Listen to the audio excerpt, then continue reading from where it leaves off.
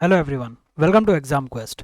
इस वीडियो के अंदर हम नाउन्स के कुछ इंपॉर्टेंट रूल्स को कवर करेंगे। लगभग 10 से लेके 11 रूल्स हैं जो आपको बहुत अच्छे से पता होने चाहिए। ज़्यादातर जो नाउन्स के आपको क्वेश्चन मिलेंगे वो इन्हीं रूल्स पे कवर हो जाएंगे। नाउन्स टॉपिक जो है वो आपके सब्जेक्ट वर्ब एग्रीमेंट के टॉपिक के लिए भी बहुत इंपॉर्टेंट है। तो जब हम सब्जेक्ट वर्ब एग्रीमेंट करेंगे तो लगभग ये सभी के सभी रूल्स जो हैं वहाँ पे रिवाइज होते जाएंगे। तो इसीलिए आज की क्लास को अच्छे से देखिएगा शुरू से लेकर एंड तक, और जितने भी रूल्स हैं उनको कम से कम 2 से 3 बार रिवाइज ज़रूर कीजिएगा ताकि वो आपके माइंड में कहीं ना कहीं बैठ जाएं। फिर अगर आपके पास कोई बुक है या फिर आप हमारे नोट्स ले रहे हैं तो वहाँ से आप उन क्वेश्चंस की प्रैक्टिस कर लीजिएगा जो हम आपको प्रोवाइड कर रहे हैं। अगर आपको हमारी वीडियो पसंद आ रही है, वीडियो को लाइक करना ना भूलें, दोस्तों के साथ शेयर करें, और अगर आप चैनल पर नए हैं तो चैनल को सब्सक्राइब ज़रूर करें। हमारी ऐप आप गूगल प्ले स्टोर से डाउनलोड कर सकते हैं जिसका लिंक डिस्क्रिप्शन बॉक्स में आपको मिल जाएगा। अपना लेक्चर स्टार्ट करते हैं उस डेफिनेशन के साथ जो बचपन से हम देखते आ रहे हैं। तो नाउन जब भी आपसे पूछता है कि नाउन क्या होते हैं, आप कहते हैं नाउन का मतलब है नाम। तो ऐसे शब्द जो कि नाम हो किसी भी पर्सन का, प्लेस का, थिंग का और इमोशन का, उनको हम नाउन कह सकते हैं। तो नाउन की डिफरेंट टाइप्स क्या होती हैं? नाउन की डिफरेंट टाइप्स में एक एग्जांपल देखिए। अगर मैं कहता हूँ कि सुमित घर आया, तो इसके अंदर मैं किसी पर्टिकुलर लड़के के बारे में बात कर रहा हूँ कि मेरे घर कौन आया, मेरे घर सुमित आया। जैसे ही मैं ये सुमित नाम लेता हूँ आप समझ जाते हैं कि ढेर सारे लड़के हैं, ढेर सारे लोग हैं दुनिया में, उनमें से कौन घर पे आया, उनमें से एक पर्टिकुलर इंसान घर आया है जिसका नाम सुमित है। तो सुमित एक नाम हो गया किसी पर्टिकुलर इंसान का, इसको कहा जाता है प्रॉपर नाउन। तो जैसे सुमित एक इंसान का नाम है, वैसे ही दिल्ली एक यूनियन टेरिटरी या फिर स्टेट का नाम है, मेरठ एक सिटी का नाम है, प्रिया एक लड़की का नाम है। तो ऐसे प्रॉपर नाउन जो कि किसी पर्टिकुलर इंसान को, जगह को या चीज को डिनोट करते हैं, उन उन नामों को हम प्रॉपर नाउन कह देते हैं। ठीक है। कॉमन नाउन क्या होता है? कॉमन नाउन होता है कुछ शब्द ऐसे होते हैं जो कि अपनी पूरी की पूरी जो कैटेगरी है, पूरी की पूरी उस तरह के जितने भी लोग या चीजें हैं, उन सभी को एक साथ डिनोट कर देता है। जैसे कि मैं कहता हूं कि लड़कियां सुमित को पीट रही थी। सुमित को कौन पीट रहा था? लड़कियां पीट रही थी। तो क्या मैंने इसमें किसी एक पर्टिकुलर लड़की के बारे में बात की है? नहीं।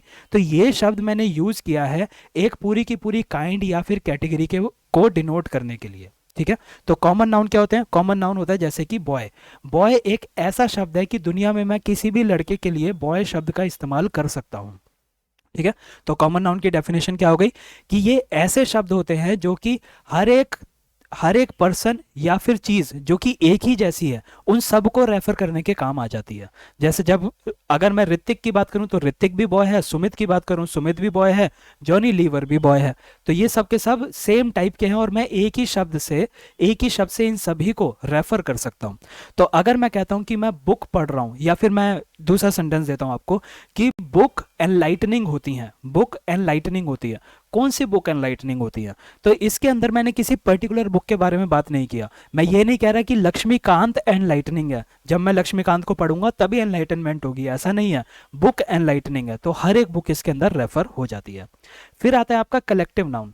कलेक्टिव नाउन के लिए एक एग्जाम्पल देखिए। जैसे ही मैं आपको एक टर्म बोलता हूं आर्मी, तो आपके दिमाग में एक इमेज बन जाती है कि एक ग्रुप बना हुआ है, ग्रुप बना हुआ है ऐसे लोगों का जो कि सोल्जर्स हैं, ग्रुप बना हुआ है ऐसे लोगों का जो कि सोल्जर्स हैं। जैसे ही मैं आपको बोलता हूं इंडियन क्रिकेट टीम, तो आपके माइंड के अंदर वो 12 लोग आ जाते हैं जो कि इंडियन क्रिकेट टीम के मेंबर्स हैं। तो ये कुछ ऐसे शब्द बने हुए हैं, ऐसे नाम बने हुए हैं, जैसे ही हम इन नाम को लेते हैं हमें ये पता चल जाता है कि हम किसी ना किसी ग्रुप की या फिर किसी ना किसी कलेक्शन की बात कर रहे हैं। तो ऐसे नाउन को हम कलेक्टिव नाउन कहते हैं। ठीक है। कलेक्टिव नाउन हो जाएगा आपका ग्रुप या फिर कलेक्शन को डिनोट करने वाले शब्द, जैसे कि टीम, आर्मी, कैटल, बंच। तो ये सारे के सारे कलेक्टिव नाउन की उसमें आते हैं, कैटेगरी में। मटेरियल नाउन ये बहुत ही आसान है, इसको आप याद कर सकते हैं। ऐसी चीज जो कि जो कि गोल्ड, सिल्वर, आयरन, इस तरह का कोई भी मेटल है, कोई भी फिनिश्ड प्रोडक्ट है, जैसे कि आपकी चाय की पत्ती हो गई, टी। टी भी एक तरह का मटेरियल है। ठीक है। चाय पत्ती की बात हो रही है यहाँ पे। ठीक है। एब्स्ट्रैक्ट नाउन क्या होता है? एब्स्ट्रैक्ट नाउन होता है वो जिसको आप देख नहीं सकते, जिसको बिल्कुल भी देखा नहीं जा सकता। अगर मैं कहता हूं कि घर वालों को देख के एक इमोशन मेरे मन में आता है, वो इमोशन क्या है? वो इमोशन है रिस्पेक्ट का। तो क्या आप रिस्पेक्ट को देख सकते हैं? क्या आप कभी ऐसा करते हैं कि माँ आज मैं पूरा सूटकेस भर के आपके लिए रिस्पेक्ट लेके आया हूँ? आप ये नहीं बोलते। रिस्पेक्ट ऐसी चीज़ है जो अंदर से फील की जाती है। आपने किसी लड़की को देखा और आपको प्यार हो गया, आपने कौन सा इमोशन फील किया? लव किया। क्या अब आप किसी को भी लव दिखा सकते हैं? नहीं दिखा सकते। तो एब्स्ट्रैक्ट नाउन क्या होते हैं?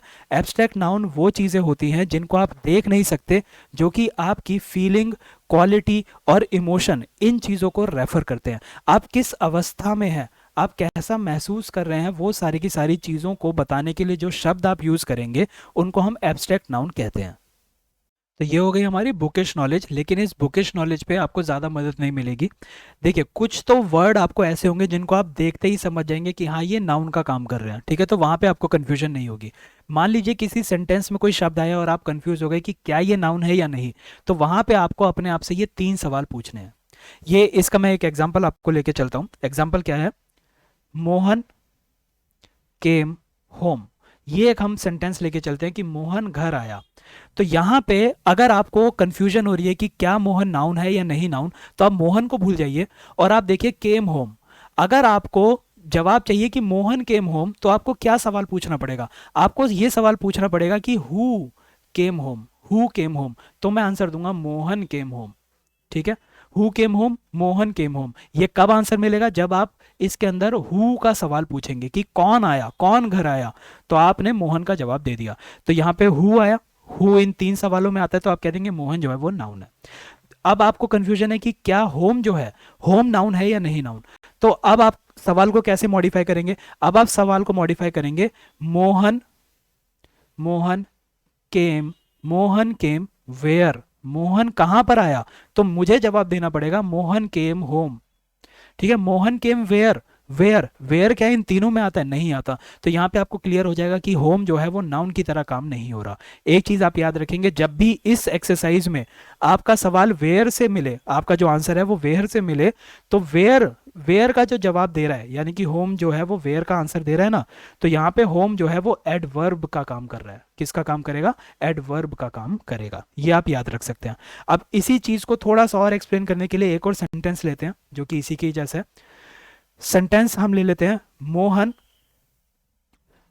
Loves his home, Mohan loves his home.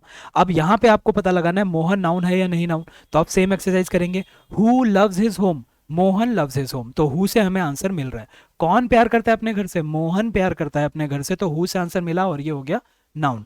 यहां पे अगर आप लगा देंगे हुम लव्स हिज होम, तो ये कोई सेंस नहीं बनती। वेयर लव्स हिज होम, कोई सेंस नहीं बनती। हाउ लव्स हिज होम, तो आप इसमें मोहन नहीं लिख सकते, ठीक है। तो मोहन का आंसर कब मिलेगा, जब आप पूछेंगे who loves his home, Mohan loves his home, ठीक है। ऐसे ही यहाँ पे क्या होम नाउन का काम कर रहा है या नहीं कर रहा, तो यहाँ पे भी आप सेम काम, सेम एक्सरसाइज करेंगे, Mohan loves his, Mohan loves his. अब आपको क्या सवाल पूछा, यहाँ पे अगर आप वेयर लगा देंगे, मोहन लव्स हिज वेयर, नहीं, इसका आंसर नहीं मिलेगा हमें।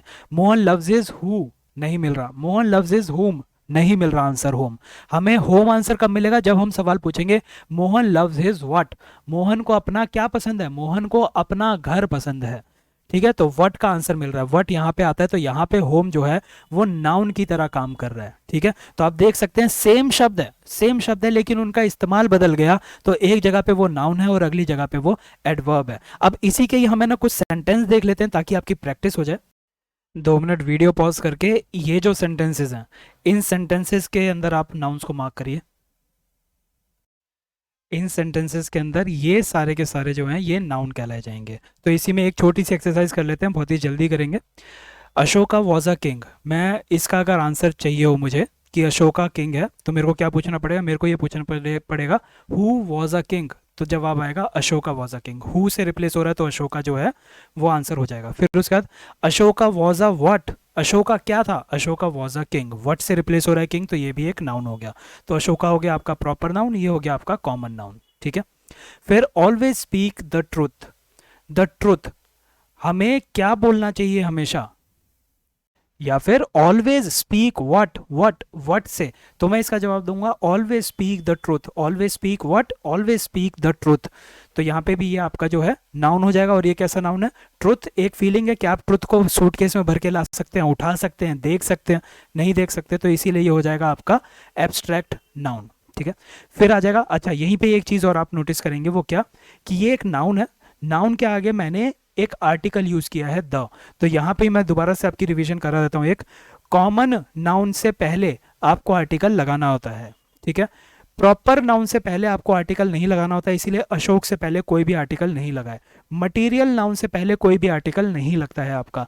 एब्स्ट्रैक्ट नाउन से पहले, एब्स्ट्रैक्ट नाउन से पहले हमने कहा था कि ए या एन नहीं लगता है, लेकिन यहाँ पे आपको क्या दिखाई दे रहा है कि एब्स्ट्रैक्ट नाउन से पहले द लगाया जा सकता है। तो कहीं कहीं पे एब्स्ट्रैक्ट नाउन से पहले आपको द देखने को मिलेगा, लेकिन एब्स्ट्रैक्ट नाउन से पहले आपको ए और एन ये देखने को नहीं मिलेगा। ठीक है, तो ए एब्स्ट्रैक्ट नाउन से पहले द मिल सकता है। फिर अगला क्वेश्चन देखते हैं।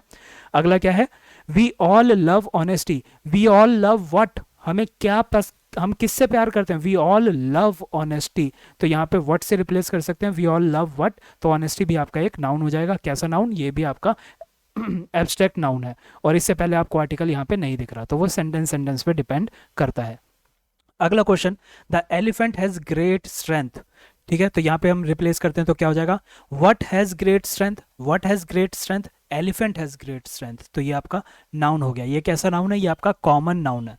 क्यों, क्योंकि इसके अंदर आप किसी एक पर्टिकुलर हाथी की बात नहीं कर रहे, आप किसी भी हाथी को इसमें इंक्लूड कर सकते हैं, आप हर एक हाथी की एक तरह से बात कर रहे हैं। ठीक है, तो कॉमन नाउन हो गया क्या, एलिफेंट हैज ग्रेट स्ट्रेंथ। अब स्ट्रेंथ है या नहीं है वो देखते हैं। The elephant has what, elephant has what, elephant has great strength. तो यहाँ पे स्ट्रेंथ जो है वो आपका नाउन हो जाएगा। कैसा नाउन होगा, एब्स्ट्रैक्ट नाउन होगा। अगला, never tell a lie, lie, never tell what, never tell a lie. ठीक है, यहाँ पे जैसे ऑलवेज स्पीक द ट्रूथ था, उसी के जैसा ये सेंटेंस हो गया। He gave me a bunch of grapes, इसको रिप्लेस करके देखते हैं। He gave me a what of what, उसने मुझे किस चीज का क्या दिया, he gave me a what of what, he gave me a bunch of grapes. तो बंच क्या होता है, बंच होता है आपका कलेक्टिव नाउन, बंच होता है आपका कलेक्टिव नाउन, और ग्रेप्स होते हैं आपके कॉमन नाउन। ठीक है, तो इस तरह से आप आइडेंटिफाई कर सकते हैं। धीरे धीरे हम जब सेंटेंस करते जाएंगे, या फिर आप कहीं से भी, मैं आपको एक पूरी कुछ सेंटेंसेस की लिस्ट दे दूंगा, आप वहां से भी प्रैक्टिस कर सकते हैं। ठीक है, तो अब आगे चलते हैं अपने एरर डिटेक्शन पर। अच्छा, एक सवाल और यहाँ पे ये पूछा जा सकता है कि यहाँ पे लव आया, आपने लव के बारे में क्यों नहीं बात करी। तो यहाँ पे जो लव है, वैसे अगर देखा जाए कि लव एक एब्स्ट्रैक्ट नाउन की तरह देखा जा सकता है, लेकिन डिपेंड करता है कि उसका इस्तेमाल कैसे हो रहा है। इस सेंटेंस के अंदर लव का इस्तेमाल एक काम की तरह हो रहा है, ना कि किसी नाम की तरह। हम ऑनेस्टी को क्या करते हैं, काम कर रहे हैं ना, इसलिए तो करते हैं वाला सेंटेंस बन रहा है। तो हम ऑनेस्टी को प्यार करते हैं, यानी कि काम कर रहे हैं। तो जो भी चीज़ काम की जाती है उनको वर्ब कहते हैं। ज़्यादा क्लियर हो जाएगा जब हमारा वर्ब का चैप्टर होगा। तो अभी नाउन पे फोकस रखेंगे। अब नाउन्स को क्लासीफाई करने का एक और तरीका होता है, वो ये कि क्या हम उन नाउन्स को काउंट कर सकते हैं या फिर नहीं काउंट कर सकते हैं। अगर हम उनको काउंट कर सकते हैं तो उन्हें काउंटेबल नाउन कहेंगे, और अगर हम किसी चीज़ को काउंट कर सकते हैं तो उसकी प्लूरल फॉर्म भी बना सकते हैं। यानी कि अगर मैं कह रहा हूँ बॉय, मैं लड़कों को गिन सकता हूँ, इसलिए मैं बॉय कह रहा हूँ, इसकी प्लूरल फॉर्म क्या हो जाएगी, बॉयज। मैं डॉक्टर को गिन सकता हूँ, और डॉक्टर की प्लूरल फॉर्म क्या बन जाएगी, डॉक्टर्स। ठीक है, तो यहां पे आप एस या फिर ई एस लगा के प्लूरल फॉर्म बना सकते हैं काउंटेबल नाउन की। ठीक है, एक चीज आप याद रखेंगे वो ये कि जो आपके कॉमन नाउन होते हैं, कॉमन नाउन आपके काउंटेबल नाउन कहलाए जाते हैं। ठीक है, कॉमन नाउन आपके काउंटेबल नाउन होते हैं, और आप कॉमन नाउन पे एस या ई एस लगा सकते हैं। लेकिन जो अनकाउंटेबल नाउन होता है, अनकाउंटेबल नाउन पे आप एस या ई एस नहीं लगा सकते, यानी कि आप उसकी प्लूरल फॉर्म नहीं बना सकते। अनकाउंटेबल नाउन वो जिनको गिना नहीं जा सकता, काउंट नहीं किया जा सकता। जैसे कि दूध, अगर मैं कहता हूं कि मैंने एक दूध पिया, तो सामने वाले का सवाल आएगा कि एक दूध पिया से तेरा क्या मतलब है, क्या तूने एक घूंट दूध पिया, एक ग्लास दूध पिया, या पूरा 1 किलो दूध पी गया, 1 लीटर दूध पी गया। ठीक है, तो मेरे को कुछ ना कुछ बताना पड़ेगा। तो एक दूध कुछ भी नहीं होता, तो यानी कि मैं उसको काउंट नहीं कर रहा। आपने जैसे ही दूध को काउंट करने के लिए उठाया, वो आपके हाथ से गिर गया, आप उसको काउंट ही नहीं कर पाए। ठीक है, तो काउंट अनकाउंटेबल नाउन में आप एस या ई एस नहीं लगा सकते। और एक और चीज़ याद रखेंगे कि आपके जितने भी प्रॉपर नाउन होते हैं, जितने भी मटेरियल नाउन होते हैं, और जितने भी एब्स्ट्रैक्ट नाउन होते हैं, वो सभी के सभी अनकाउंटेबल नाउन की कैटेगरी में आते हैं। अब यहाँ पे एक सवाल ही आता है, एब्स्ट्रैक्ट नाउन, क्या आप ऑनेस्टी को गिन सकते हैं? आप एक ऑनेस्टी लेकर आए हैं, क्या ये सेंटेंस कोई मीनिंग बनाता है? मुझे एक प्यार है, ये नहीं है, मुझे एक इंसान से प्यार हो सकता है। ठीक है, तो आपको किससे प्यार है? आपको एक इंसान से प्यार है। ठीक, लेकिन आपको एक प्यार है, ये कोई सेंटेंस नहीं बना। तो इसी तरह से आपको एक और चीज याद रखनी है, जब एस या एस नहीं लगेगा तो आपको कहीं पे भी सेंटेंस में मिल्क्स या फिर शुगर्स दिखाई दे जाए तो आप उस सेंटेंस को गलत मार्क कर देंगे, वहां पे आपको एरर दिखाई देगा। मटेरियल नाउन में अभी हम थोड़ा सी और आगे बात करेंगे, पर गोल्ड, ठीक है, गोल्ड के आगे एस नहीं लगेगा।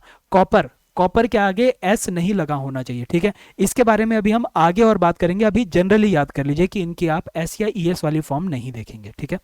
अब सवाल ये आता है कि सर आपने कहा प्रॉपर नाउन जो है वो अनकाउंटेबल है, लेकिन मेरा जो दोस्त है सुमित, मैं सुमित को गिन सकता हूं, तो सुमित काउंटेबल में क्यों नहीं आ रहा? तो इसका एक जवाब ये है कि क्या आप अनकाउंटेबल नाउन के आगे एस या ई एस लगा सकते हैं? आप नहीं लगा सकते, ठीक है। अगर सुमित काउंटेबल होता तो आप सुमित के आगे एस या ई एस लगा सकते हैं। तो चलिए मैं इसके आगे एस लगा देता हूं, सुमित्स। आपका दोस्त तो एक ही है, आपने उसके आगे एस लगा दिया, तो अब आपके दोस्त प्लूरल बन गए, ठीक है, सुमित्स हो गए।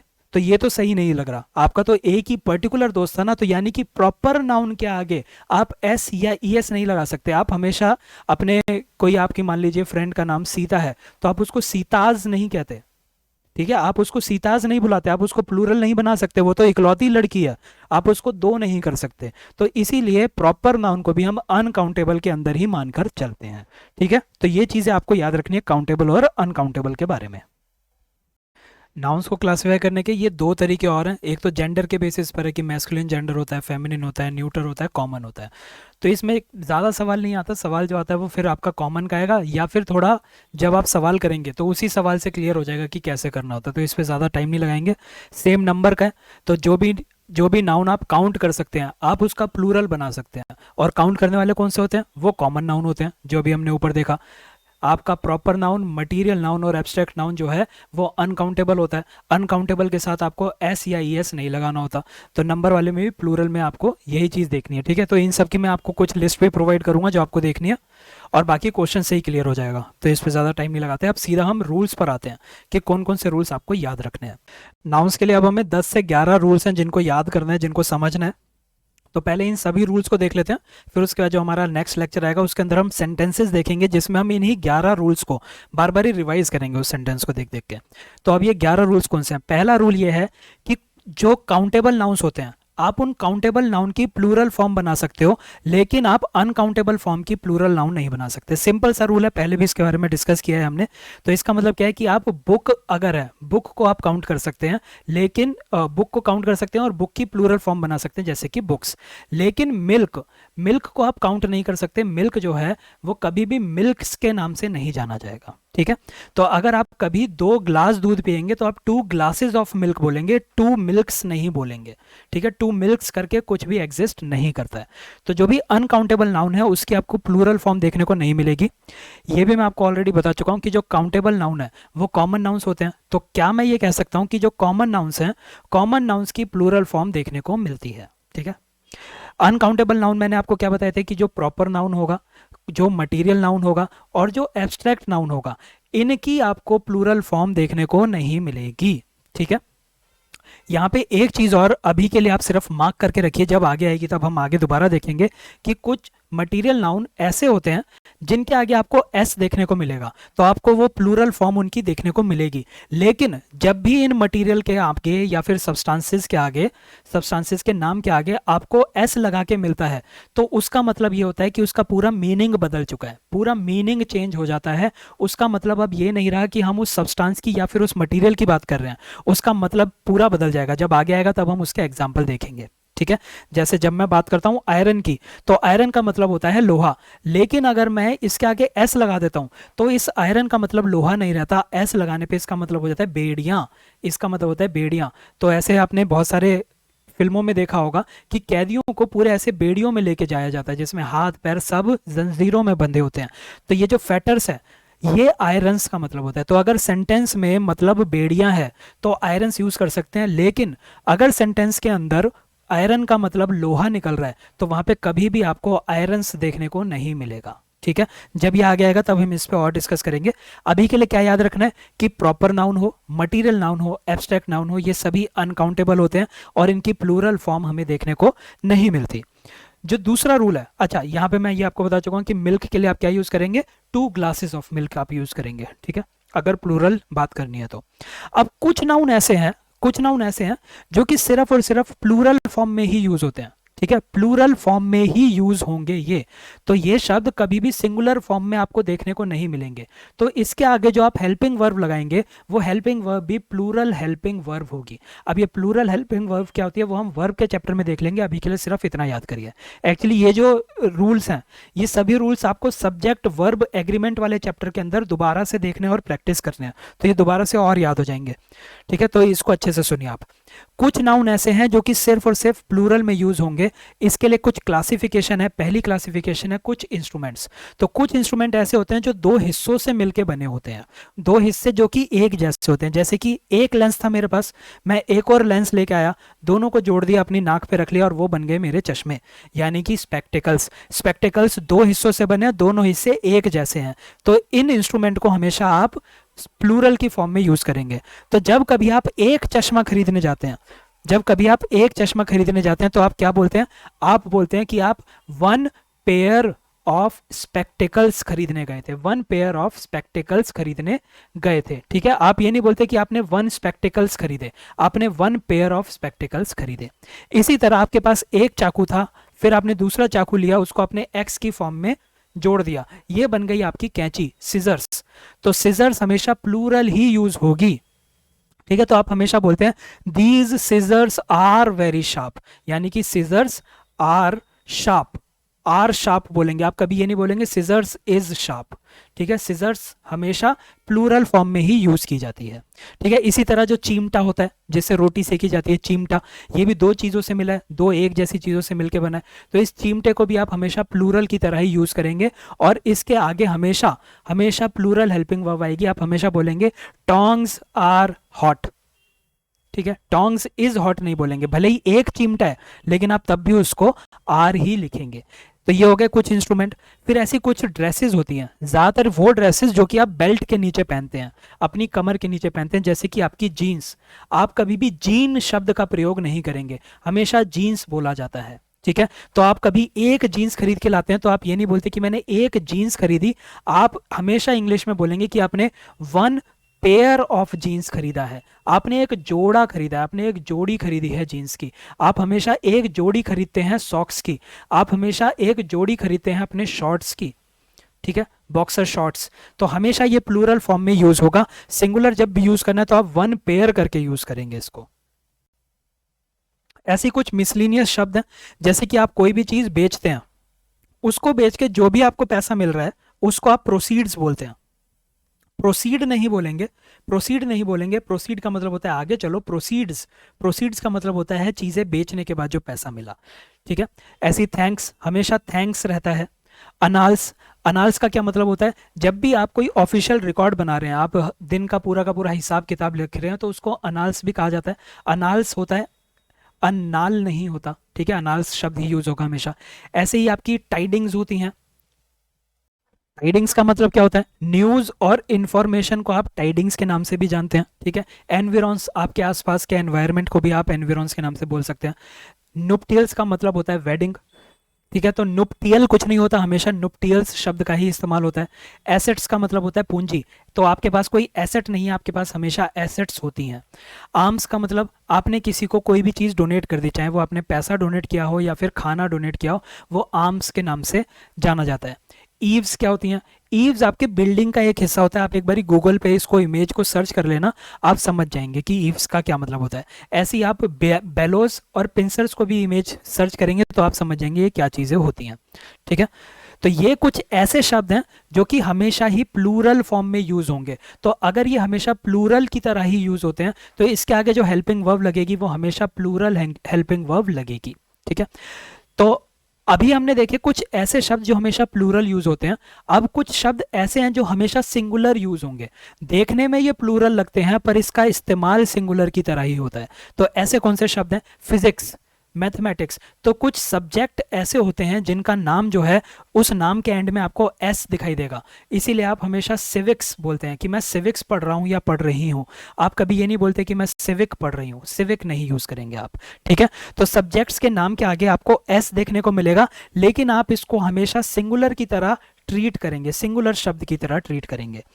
इसका क्या मतलब है? इसका मतलब यह कि अगर कभी आपको ऐसे दिखता है बॉयज बॉयज खेल रहे हैं तो आप हमेशा बोलते हैं बॉयज आर प्लेइंग, आप हमेशा यही बोलेंगे कि बॉयज खेल रहे हैं, बॉयज आर प्लेइंग। लेकिन फिजिक्स, फिजिक्स देखने में आपको लग रहा है कि ये प्लूरल है, लेकिन ये हमेशा सिंगुलर की तरह यूज करेंगे और आप लिखेंगे फिजिक्स इज डिफिकल्ट। फिजिक्स जो है वो डिफिकल्ट है पढ़ने में, फिजिक्स इज डिफिकल्ट, यहाँ पे आप आर का इस्तेमाल नहीं करेंगे।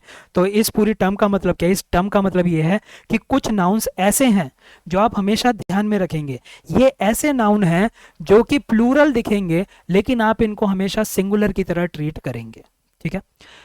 फिर कुछ ऐसी कॉमन डिजीज होती हैं, कुछ ऐसी बीमारियां होती हैं जिनका नाम देखने में प्लूरल लगता है लेकिन आप इनको हमेशा सिंगुलर की तरह यूज करेंगे।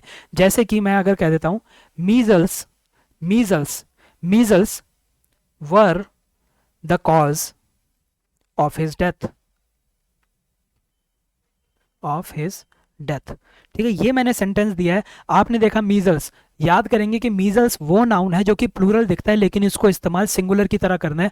तो जैसे ही आपके दिमाग में ये बात आ जाएगी, आप कहेंगे measles was the cause of his death. Measles was, measle को मैं सिंगुलर की तरह ट्रीट करूंगा, मीजल्स। ठीक है, भले ही एस लगा हुआ है लेकिन मैं हमेशा वॉज के साथ यूज करूंगा, इज के साथ यूज करूंगा। ठीक है, इसकी प्लूरल फॉर्म नहीं यूज करेंगे आप। ऐसी कुछ गेम्स होती हैं जैसे कि बिलियर्ड्स इज वेरी हार्ड। ठीक है, ड्रॉट्स नाम की एक गेम होती है, तो भले ही नाम के एंड में एस आ रहा है लेकिन यूज कैसे करेंगे? यूज सिंगुलर की तरह ही, सिंगुलर की तरह ही इसको इस्तेमाल करना है। जो शब्द होता है न्यूज, न्यूज, न्यूज हमेशा देखने में आपको प्लूरल लगेगा लेकिन न्यूज को हमेशा आप सिंगुलर की तरह यूज करते हैं। ठीक है, न्यूज हमेशा सिंगुलर की तरह यूज होती है।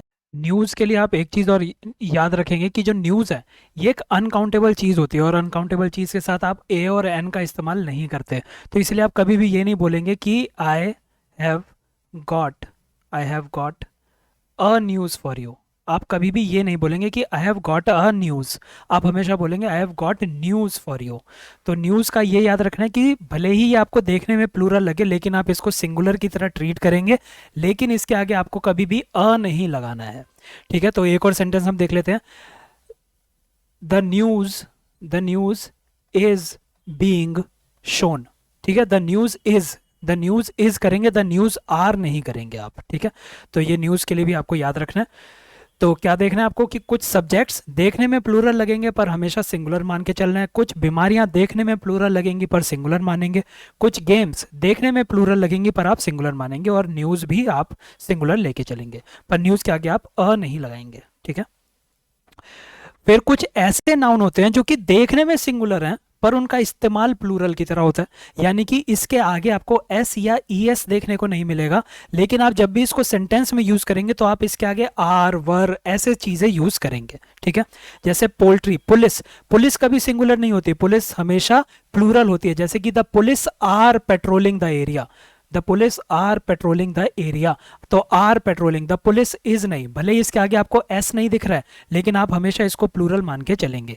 ऐसे ही पब्लिक हो गया, पीपल हो गया, ये सभी के सभी ऐसे शब्द हैं जो सिंगुलर दिखते हैं पर प्लूरल की तरह ट्रीट किए जाते हैं। याद करने का मैं आपको एक तरीका बताता हूं कि आप 5 पीज याद रखेंगे। 5 पीज क्या है? Poultry, police, public, peasantry, people. ये 5 पी हैं जो कि आपको सिंगुलर दिखते हैं पर प्लूरल की तरह यूज होंगे। फिर उसके बाद हमारी सोसाइटी का ही कुछ हिस्सा होता है जैसे कि फुट सोल्जर, फुट सोल्जर को इन्फेंट्री कहते हैं, दिखने में सिंगुलर पर काम प्लूरल का। फुट सोल्जर, सोल्जर है वो सिंगल भले ही दिख रहा है लेकिन काम जो है पूरी इन्फेंट्री का प्लूरल का काम कर रही है। कैवलरी जो है ये भी आप सिंगुलर दिखेगी लेकिन प्लूरल का काम करेगी। जेंट्री हो गया, क्लर्जी हो गया जो कि आपके होली मैन, प्रीस्ट, पादरी जैसे लोग होते हैं उनको क्लर्जी कहते हैं। वर्मिन, कैटल, ये सभी सिंगुलर दिखने वाले लेकिन काम इनका प्लूरल रहेगा। अब यहाँ पे मैं आपको एक और रूल आप यहीं पे याद रख लेंगे, और वो रूल क्या है?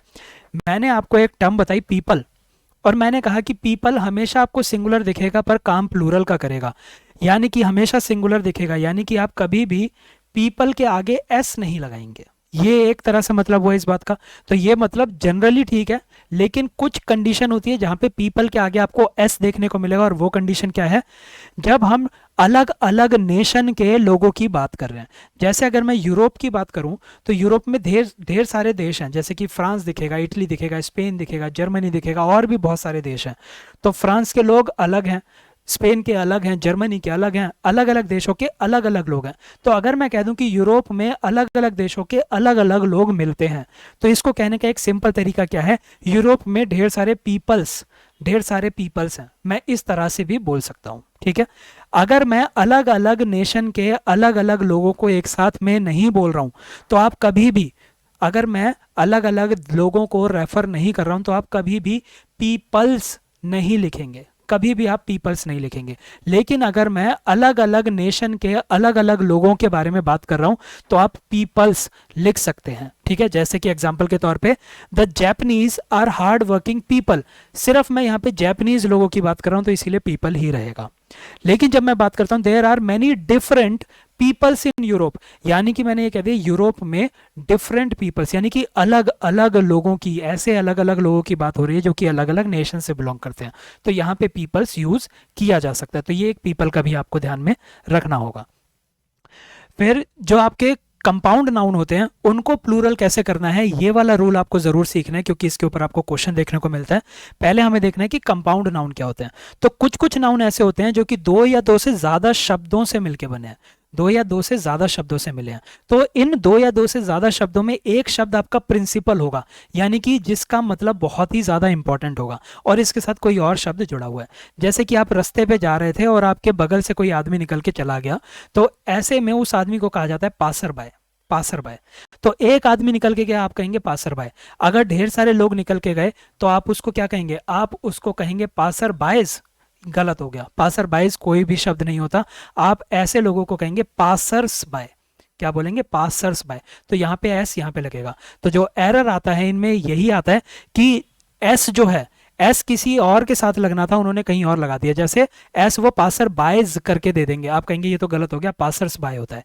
ऐसे ही लुकर ऑन, लुकर ऑन ये एक शब्द होता है, अगर इसको वो लुकर, लुकर ऑन्स कर देंगे तो ये शब्द गलत हो गया, लुकर्स ऑन होता है।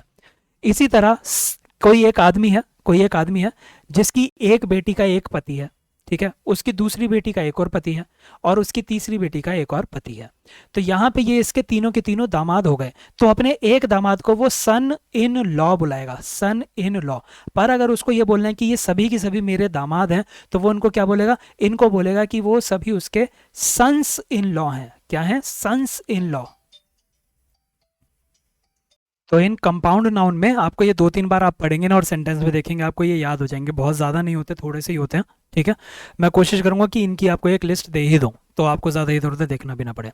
अब कुछ शब्द ऐसे होते हैं जिनको देख के ऐसा लगता है कि ये दो शब्दों से मिलके बने हैं, लेकिन हम उसको एक सिंगल शब्द की तरह ट्रीट करते हैं, तो आप उनको कंपाउंड नाउन नहीं कह सकते। ठीक है, तो अगर वो कंपाउंड नाउन नहीं है, तो आपको उस केस में कैसे प्लूरल बनाना है। जैसे स्पूनफुल, स्पून फुल, अगर कोई इसको कंपाउंड नाउन की तरह मानेगा, तो वो क्या कहेगा कि इसके अंदर जो प्रिंसिपल वर्ड है, यानी कि जो इंपॉर्टेंट वर्ड है वो है स्पून, फुल जो है वो इतना इंपॉर्टेंट नहीं है। तो वो क्या कह देगा, वो कहेगा कि जब भी मेरे को इसका प्लूरल बनाना है, तो मैं इंपॉर्टेंट वर्ड के साथ एस लगा दूंगा, और ये बन जाएगा स्पून्स फुल।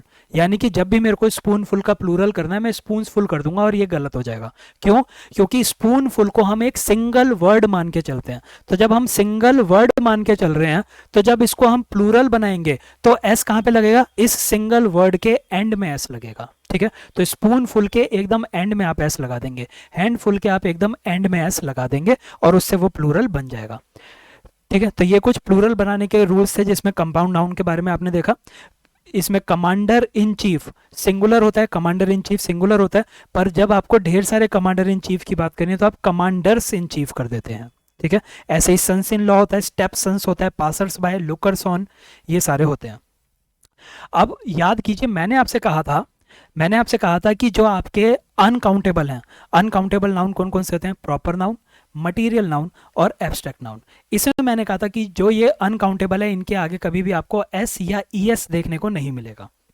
लेकिन इसमें जो मटीरियल नाउन होते हैं, तो कुछ मटीरियल नाउन ऐसे हैं जिनके आगे आपको एस या ई एस देखने को मिलता है। पर जब भी इन मटीरियल नाउन के आगे आपको एस या एस लगेगा, तो उन मटेरियल का पूरा मतलब ही चेंज हो जाता है। इसमें मैंने आपको एग्जांपल दिया था, जब मैं बात करता हूं आयरन की, तो मेरा मतलब है आयरन से कि मैं लोहे की बात कर रहा हूं, मेरी तलवार लोहे की बनी है, my sword is made up of iron. ठीक है, तो यहां पे आयरन जो है वो लोहे का मतलब ले रहा है। लेकिन अगर किसी सेंटेंस में मैंने आयरन्स यूज किया है, तो आपको क्या चेक करना है उसके अंदर, आपको ये चेक करना है कि उस सेंटेंस में इस आयरन का क्या मतलब है। क्या उस सेंटेंस में मैं लोहे की बात कर रहा हूं, लोहे की बात कर रहा हूं, या फिर मैं जंजीरों की बात कर रहा हूं, मैं फेटर्स की, बेड़ियों की बात कर रहा हूं।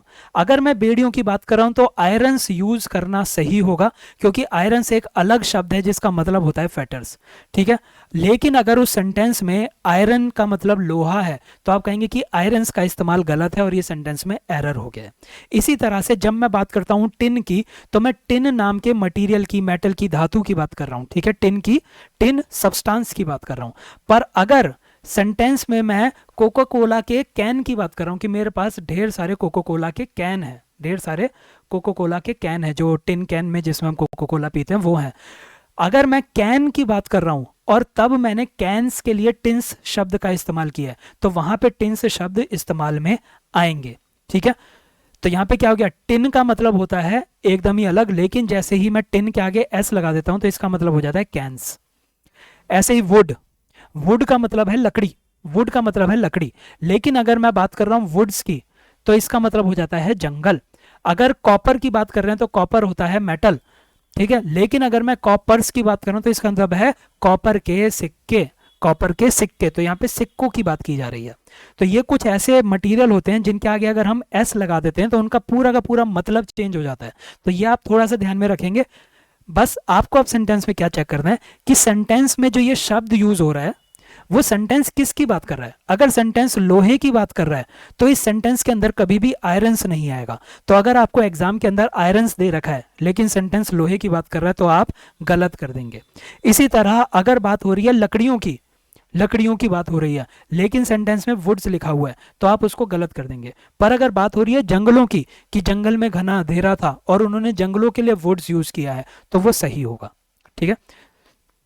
तो ये कुछ ऐसे सब्सटेंस के बारे में देखा हमने। सातवां जो हमारा रूल है, सातवां हमारा रूल ये कहता है कि कुछ शब्द ऐसे होते हैं, कुछ नाउन ऐसे होते हैं जिनको आप सिंगुलर भी यूज कर सकते हो, जिनको आप प्लूरल भी यूज कर सकते हो, डिपेंड करता है कि सेंटेंस कैसा है। लेकिन चाहे आप सिंगुलर यूज कर लो चाहे प्लूरल यूज कर लो, उनकी स्पेलिंग में कोई बदलाव नहीं होगा, ठीक है। जैसे कि सीरीज सिंगल भी हो सकती है और ढेर सारी भी हो सकती है, पर हमेशा सीरीज कहलाई जाएंगी। सीरी नाम का कोई शब्द देखने को नहीं मिलता। इसी तरह चाहे आप एक स्पीशीज की बात करो तो भी वो स्पीशीज ही कहलाएगी, स्पीसी स्पीसी कभी नहीं होती है। डियर हमेशा डियर रहता है, डियर्स नहीं बनता। और शीप जो है वो हमेशा शीप ही रहती है। ऐसे ही जो समुद्र की कुछ मछलियां होती हैं, समुद्र की मछलियां जो हैं वो इन्हीं नामों से जानी जाएंगी, मैकरल, पाइक, सैल्मन। चाहे आपने 1000 सैल्मन भी पकड़ ली तो भी आप उनको 1000 सैल्मन कहेंगे, सैल्मन्स नहीं कहेंगे, पाइक्स नहीं कहेंगे, मैकरल्स नहीं कहेंगे। हमेशा वो मैकरल, पाइक या सैल्मन के नाम से ही जानी जाएगी, ठीक है। तो यहाँ पे वो प्लूरल भी हो सकता है, सिंगुलर भी हो सकता है। इससे पहले जो हम देख रहे थे उसके अंदर नाम सेम रह रहा था, लेकिन या तो वो सिर्फ और सिर्फ प्लूरल की तरह यूज हो रहा था या फिर सिर्फ और सिर्फ सिंगुलर की तरह यूज हो रहा था। अगर आप देखना चाहते हैं रिवीजन के लिए तो देखिए, इससे पहले जो हमने देखा था वो क्या था, जैसे ये वाले एग्जाम्पल, इन एग्जाम्पल के अंदर ये दिखने में प्लूरल है लेकिन इसका जो यूज है, यूज हमेशा सिंगुलर होगा, इनको प्लूरल यूज कर ही नहीं सकते। और इसके बाद जो हमने देखे थे ये शब्द थे, ये दिखने में सिंगुलर हैं लेकिन इनका इस्तेमाल हमेशा प्लूरल रहेगा, इनको सिंगुलर यूज नहीं कर सकते।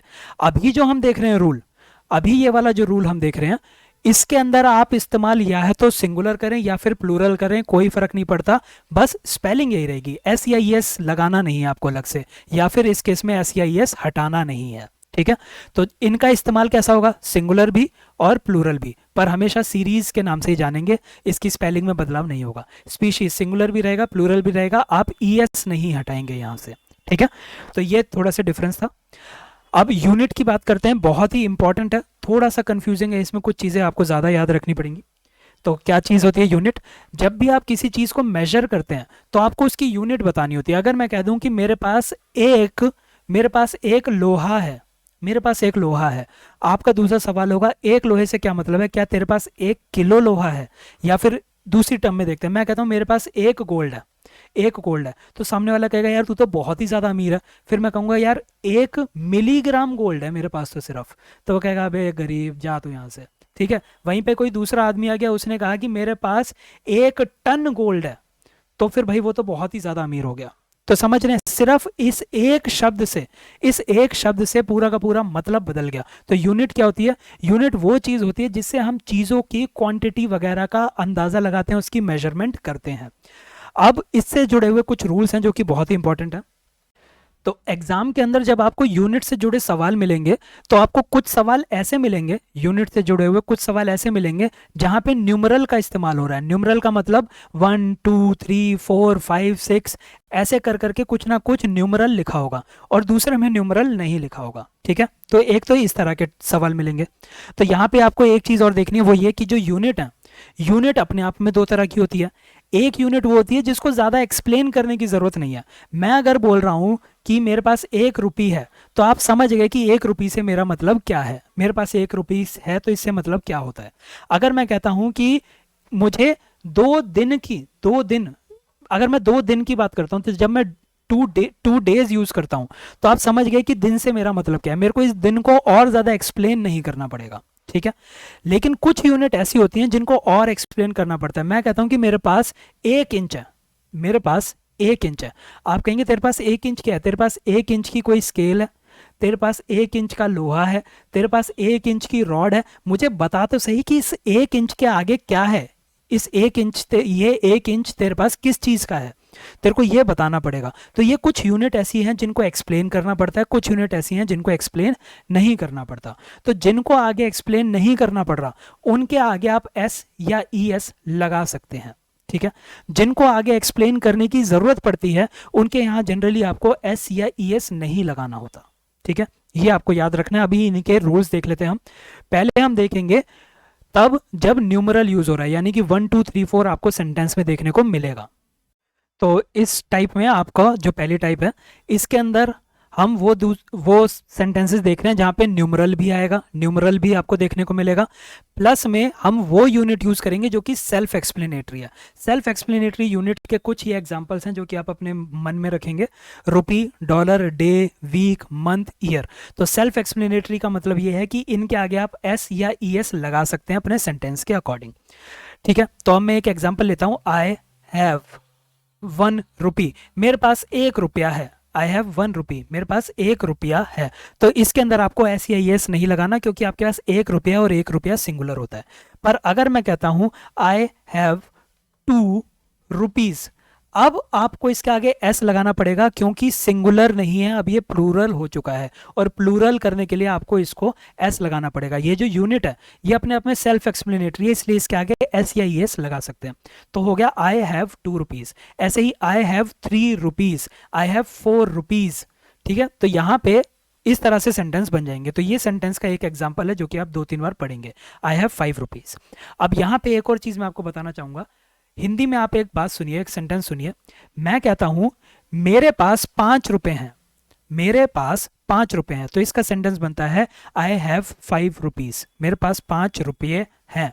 यहां पे मैंने 5 रुपए, 5 रुपए प्लूरल में यूज किए। मेरे पास कितने रुपए? 5 रुपये हैं। अगर मैं कहता हूं कि मेरे पास एक नोट है, मेरे पास एक नोट है और वो एक नोट 5 रुपए का है। ठीक है, तो अब इसके अंदर मैं किसके बारे में बात कर रहा हूं? क्या मैं इस 5 रुपए की बात कर रहा हूं या मैं इस नोट की बात कर रहा हूं? मैं बात कर रहा हूं इस नोट की। मेरे पास क्या है? मेरे पास ये नोट है और ये नोट 1 रुपए का है। अगर मेरे पास ये 5 रुपए का एक नोट नहीं, मेरे पास 5 रुपए के 10 नोट हैं, मेरे पास 5 रुपए के 10 नोट हैं, तो मैं क्या कहूंगा? मेरे पास 5 रुपए के 10 नोट्स हैं, क्योंकि 10 से ये प्लूरल बन चुका है। तो मेरे पास अब 5 रुपए के 10 नोट्स मेरी जेब में पड़े हैं। तो ये सेंटेंस किस तरह से बनेगा? ये बनेगा I have a 5 rupee note. Note, मेरे पास एक नोट है, एक नोट है किसका? 5 रुपए का। I have a 5 rupee note. तो यहां पे भले ही न्यूमरल आ रहा है, भले ही जो यूनिट है, भले ही जो यूनिट है वो सेल्फ एक्सप्लेनेटरी है, यानी कि जिसके आगे एस या ई एस लगाया जाता है।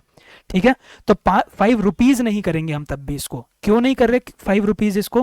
क्योंकि यहां पे जो बात हो रही है वो इन 5 रुपयों की बात नहीं हो रही, यहां पे बात हो रही है इस नोट की। इस नोट की बात हो रही है कि मेरे पास एक नोट है और उस एक नोट की वैल्यू 5 रुपए है। तो यहां पे नोट जो है वो ज्यादा इंपॉर्टेंट हो गया। तो इसीलिए हम नोट को प्लूरल या सिंगुलर दिखाएंगे। अब ये नोट प्लूरल है या सिंगुलर है उसके लिए हम क्या देखेंगे कि मेरे पास कितने नोट हैं। तो यहां पे हो गया I have a 5 rupee note, a 5 rupee note हो गया।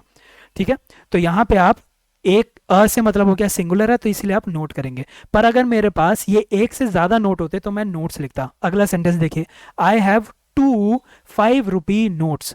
मेरे पास 5 रुपए के 2 नोट हैं, मेरे पास 5 रुपए के 2 नोट हैं, 2 नोट हैं तो फिर नोट तो प्लूरल में ही दिखाना पड़ेगा, तो आपको 2 नोट्स करना पड़ जाएगा। ठीक है, I have 2 5 rupee notes.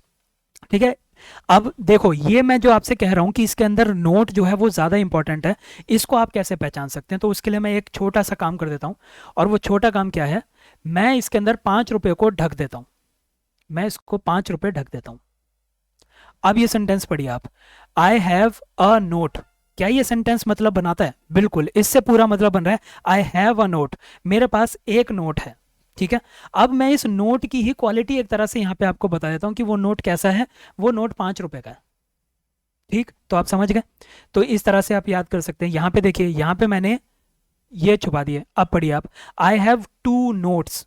2 notes बिल्कुल एकदम सही सेंटेंस है। अब कैसे नोट है वो ये बता रहा है, 5 रुपए के। ठीक है, तो इस तरह से भी आप समझ सकते हैं। एक तीसरा तरीका भी बता देता हूं मैं याद रखने का, और वो तीसरा तरीका क्या है कि जब भी आपको सेंटेंस ऐसे दिखाई दे जाए कि न्यूमरल है, न्यूमरल है, अगर आप सिर्फ रटना ही चाहते हैं तो न्यूमरल है, प्लस में एक सेल्फ एक्सप्लेनेटरी यूनिट है, प्लस में आगे नाउन लगा हुआ है, प्लस में आगे नाउन लगा है, तो ये जो सेल्फ एक्सप्लेनेटरी यूनिट है ये हमेशा सिंगुलर रहेगी। सेल्फ एक्सप्लेनेटरी यूनिट जो है वो हमेशा सिंगुलर की फॉर्म में ही आपको देखने को मिलेगी। और जो ये उसके आगे नाउन लगाया है, ये नाउन जो है ये चेंज हो जाएगा। ये नाउन सिंगुलर होगा या प्लूरल होगा वो इस बात पे डिपेंड करता है कि यहाँ पे आपके अ लिखा है या 2 लिखा है या 4 लिखा है या 5 लिखा है। ठीक है, समझ गए? यानी कि इस सेंटेंस में वही तीसरा तरीका अगर मैं एक्सप्लेन करूं, ये न्यूमरल है, ये आपकी यूनिट है सेल्फ एक्सप्लेनेटरी। ठीक है, न्यूमरल प्लूरल है लेकिन तब भी यूनिट जो है वो सिंगुलर ही रहेगी। अब ये जो नोट है, नोट सिंगुलर या प्लूरल होगा इस बात पे डिपेंड करता हुआ कि ये नोट कितने हैं। नोट अगर एक है तो सिंगुलर यूज करेंगे, दो है या एक से ज्यादा है तो आप प्लूरल यूज करेंगे, एस या ई एस लगा के। तो ये थोड़ा सा यहाँ पे एक्सप्लेन करना जरूरी था, इसको 2-3 बार आप पढ़ेंगे। थोड़ा सा हिंदी में करके देखिए। हिंदी में आप क्या बोलते हैं? मेरे पास 1 रुपया है, रुपया है, मेरे पास 1 रुपया है। फिर आप बोलते हैं मेरे पास 2 रुपये हैं, 2 रुपये हैं। आपने खुद ही अपने हिंदी बोलते हुए उसको सिंगुलर से प्लूरल कर दिया। तो इसीलिए जब आप बोलते हैं आई हैव 1 रुपी तो आप उसको 1 रुपया बोलेंगे, पर जब आप बोलते हैं आई हैव 2 रुपीज तो आप उसको रुपये बोलते हैं, मेरे पास 2 रुपये हैं। ऐसे ही जब आप बोलते हैं मेरे पास एक 5 रुपए का नोट है, मेरे पास एक 5 रुपए का नोट है, तो आपने क्या कह दिया? मेरे पास एक 5 रुपये रुपये का नोट है, तो ये नोट सिंगुलर रहेगा और रुपी तो हमेशा सिंगुलर रखना है। लेकिन अगर आप वहीं पे ही एक से ज्यादा नोट की बात करते हैं तो आप क्या कहते हैं? मेरे पास 2 5 रुपए के नोट हैं, नोट हैं। तो यहीं पे आपको पता चल गया कि नोट को तो प्लूरल करना है, नोट हैं। और 2 हैं तो वहां से भी आप आइडिया ले सकते हैं, और 5 रुपए ये हमेशा सिंगुलर रहेगा। ठीक है, तो इस तरह से आप किसी भी तरीके से इसको याद कर सकते हैं। अब कुछ यूनिट ऐसी होती हैं जिनको आगे एक्सप्लेन करना पड़ता है, जिनको आप एक्सप्लेन करेंगे नहीं तो बात समझ में आएगी नहीं। मैं अगर कहता हूं कि मेरे पास 1 फुट है, आप पूछेंगे तेरे पास 1 फुट क्या है? तेरे पास 1 फुट की लकड़ी है, 1 फुट की दीवार है, 1 फुट का घर है, तेरे पास 1 फुट क्या है? मेरे को ये बताना पड़ेगा उसे। तो यहाँ पे जो ऐसी यूनिट होती है जिनको आगे एक्सप्लेन करना पड़ता है, यहाँ पे आप एस या ई एस का इस्तेमाल नहीं करेंगे। जैसे कि 6 फुट स्नेक, एक सांप 6 फुट का, एक रस्सी 10 इंच की, 8 डजन एग्स। आप 8 डजन्स एग नहीं बोलेंगे, 8 डजन्स नहीं बोलेंगे, आप 8 डजन बोलेंगे। ठीक है, 8 डजन ये वो यूनिट है जिसको आगे एक्सप्लेन करना पड़ेगा। 8 दर्जन, पर 8 दर्जन क्या? 8 दर्जन मुर्गियां ले आया, 8 दर्जन अंडे ले आया, या 8 दर्जन संतरे ले आया? कुछ ना कुछ तो बताना पड़ेगा ना तुझे। तो ये जो है, ये यूनिट जो है, यहां पे आप कभी भी एस या ई एस नहीं देखेंगे। ठीक है, तो 6 फुट का स्नेक, 10 इंच रोप है मेरे पास, मेरे पास 8 दर्जन अंडे हैं। ठीक है, अब देखते हैं जब न्यूमरल को इस्तेमाल नहीं किया जा रहा, यानी कि 1 2 3 4 का इस्तेमाल नहीं हो रहा, 1 2 3 4 का इस्तेमाल नहीं होगा इसके अंदर। इसके अंदर बोले जाएंगे मेरे पास 100 चीजें हैं, मेरे पास हजारों सैकड़ों चीजें हैं। इस तरह के जो सेंटेंस बोले जाते हैं उनको कैसे लिखा जाता है? अगर मैं बोलता हूं मेरे पास 100 पेन है तो इसको लिखा जाता है hundreds of pens, hundreds of pens are available, hundreds of pens are available. अगर कहा जाता है मेरे पास 100 हजारों लोगों ने शो को अटेंड किया, ठीक है, तो इसको कहा जाता है hundreds of thousands of people attended the show. इसके अंदर एक एरर और होता है, वो क्या, सेंटेंस दे देंगे थाउजेंड्स ऑफ हंड्रेड्स। अब इसके अंदर आपको क्या नोटिस करना है, एक तो ये नोट करेंगे आप कि न्यूमरल नहीं दे रखा। दूसरी चीज, जो यूनिट दे रखी है, यूनिट पे आप प्लूरल की फॉर्म में यूज करेंगे, यूनिट को प्लूरल आ रहा है, ठीक है, और सेंटेंस जो है वो सेंटेंस भी प्लूरल बन रहा है, ठीक है। एक तो ये नोट करेंगे। दूसरा क्या नोट करेंगे कि अगर ऐसे आता है हंड्रेड्स ऑफ थाउजेंड्स, तो इसमें ये याद करना है, देखिए 100 बड़ा या 1000 बड़ा या फिर 10,000 बड़ा, 100 बड़ा, 1000 बड़ा या 10,000 बड़ा या फिर लाख मान लेते हैं, चलिए, ठीक है। 100 बड़ा, 1000 बड़ा या लाख बड़ा, सबसे बड़ा आपका लाख, फिर 1000, फिर 100। तो इसी तरीके से इसको इस्तेमाल करेंगे कि पहले छोटा आएगा, पहले छोटा आएगा, फिर बड़ा आएगा, फिर और बड़ा आएगा, इस तरह से यूज होता है। तो अगर कभी सेंटेंस में लिखा है thousands of hundreds of people, thousands of hundreds of people attended the show, question गलत हो गया। क्यों गलत हो गया?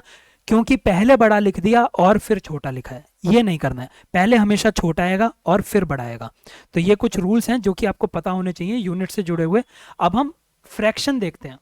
तो अगर फ्रैक्शन की बात की जाए, फ्रैक्शन में क्या होता है, फ्रैक्शन में एक सिंपल सा मैं आपको रूल बता देता हूं। फ्रैक्शन का मतलब है हिस्सा, हिस्सा। जैसे कि अगर ये एक केक है, इस केक के मैंने 2 हिस्से कर दिए, एक गया राम को, एक गया शाम को, तो मैं कहूंगा राम को 1/2 मिला, शाम को 1/2 मिला, ठीक है, 1/2 1/2 मिल चुका है। तो फ्रैक्शन में हम क्या देखते हैं, फ्रैक्शन में देखा जाता है न्यूमरेटर कैसा है, न्यूमरेटर कैसा है। अगर न्यूमरेटर 1 है, अगर न्यूमरेटर 1 है, तो आप सेंटेंस को सिंगुलर की फॉर्म में यूज करेंगे। अगर न्यूमरेटर 1 है तो सेंटेंस जो है वो आपका सिंगुलर रहेगा। पर अगर न्यूमरेटर 1 से बड़ा है तो आप सेंटेंस प्लूरल बनाएंगे। ये एक जनरल स्टेटमेंट मैं आपको देता हूं एग्जाम्पल के तौर पे।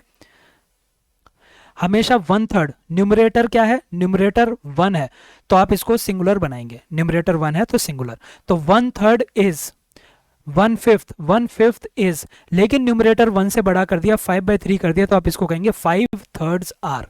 लिखने का तरीके पे ध्यान दीजिए आप, 5/3 आर, ठीक है। 1/3 इज, 1/5 इज, यहाँ पे एस नहीं लग रहा है, यहाँ पे एस नहीं लग रहा है, ठीक है, ये तरीका आपको देखना है। 1/3 इज, 1/5 इज, लेकिन यहाँ पे क्योंकि वो 1 से ज्यादा हो गया तो 1/3 हो गया, 1/3। ऐसे ही अगर ये होता 2/5 तो इसको कहा जाता 2/5, 2/5 आर, तो इसको 2/5 आर, यहां पे आपको एस लगाना पड़ता।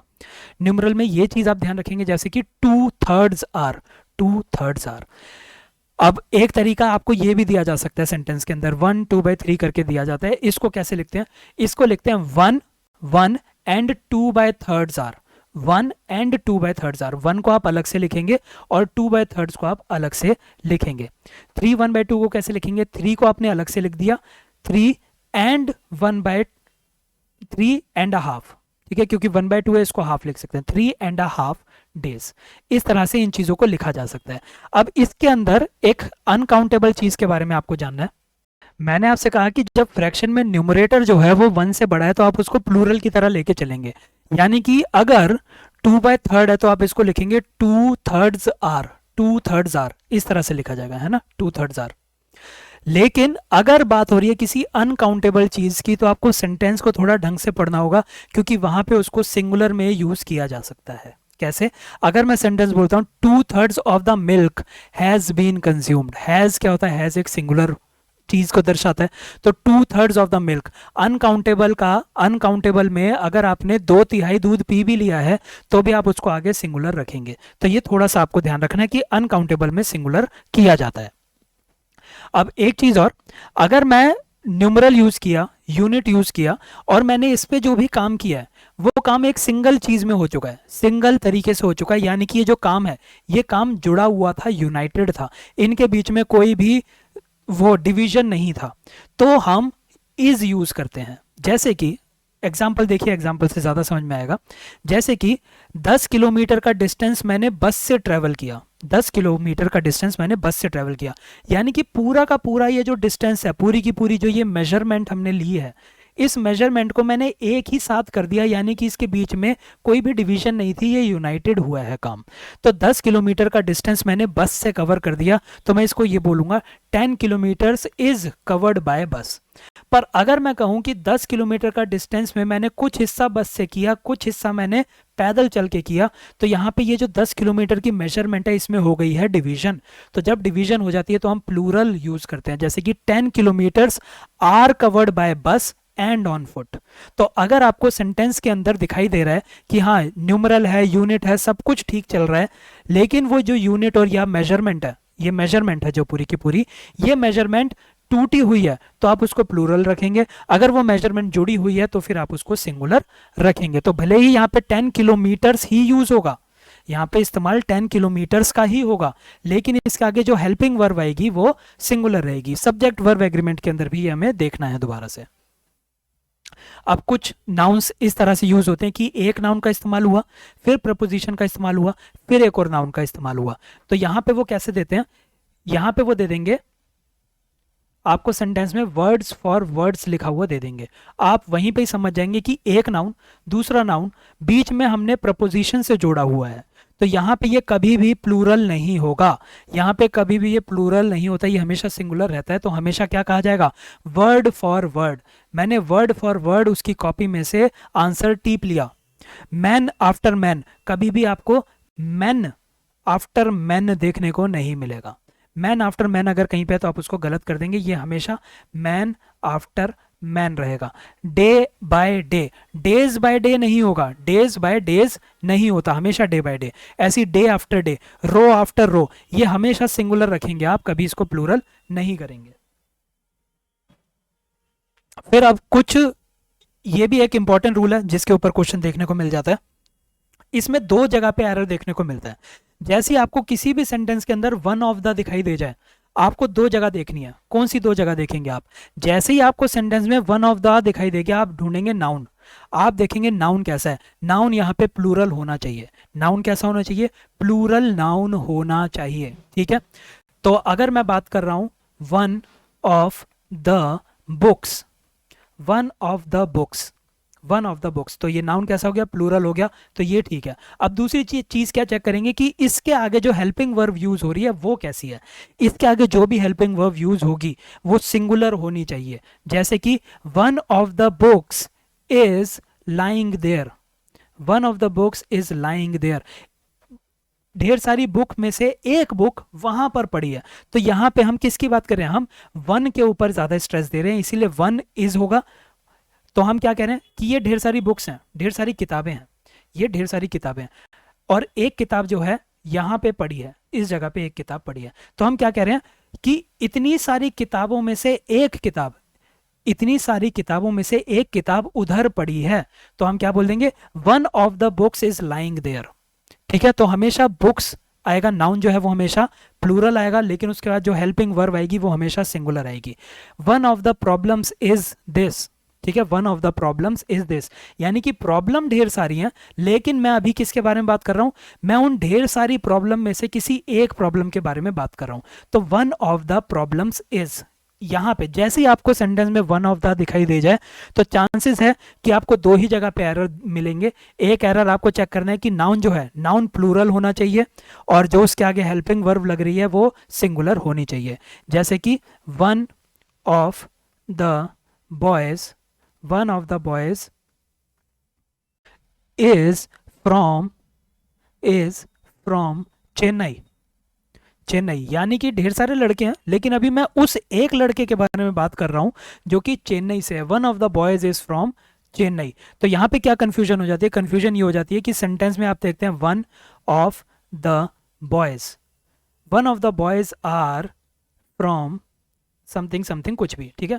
तो आप सेंटेंस देखते हैं one of the boys are, आप कहते हैं बॉयज के साथ आर लगा है, ठीक है, बॉयज जो है वो प्लूरल है तो यहाँ पे आर आएगा, लेकिन यहाँ पे आपकी गलती हो गई। और वो गलती क्या हुई कि जो सेंटेंस में बात हो रही है वो बॉयज की बात नहीं हो रही, उन सभी लड़कों में से किसी एक लड़के की बात हो रही है।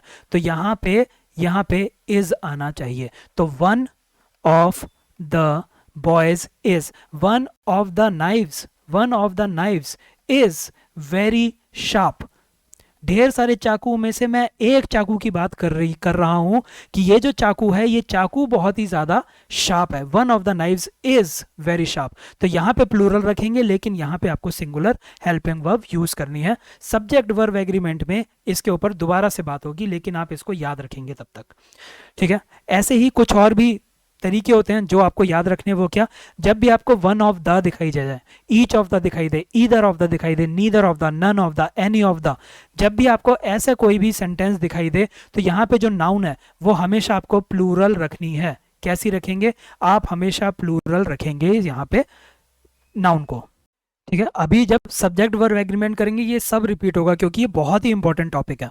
अभी इसके बाद पोजेशन और देखनी है, वो भी बहुत इंपॉर्टेंट है आपका।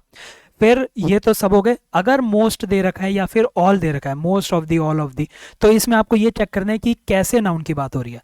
अगर नाउन अनकाउंटेबल है तो वो हमेशा सिंगुलर रहेगा, अगर नाउन काउंटेबल है तो वो प्लूरल हो जाएगा। अगर नाउन अनकाउंटेबल है तो सिंगुलर रहेगा, अगर नाउन काउंटेबल है तो वो प्लूरल हो जाएगा, ठीक है। तो ये अभी के लिए आप इतना याद करके रखिए।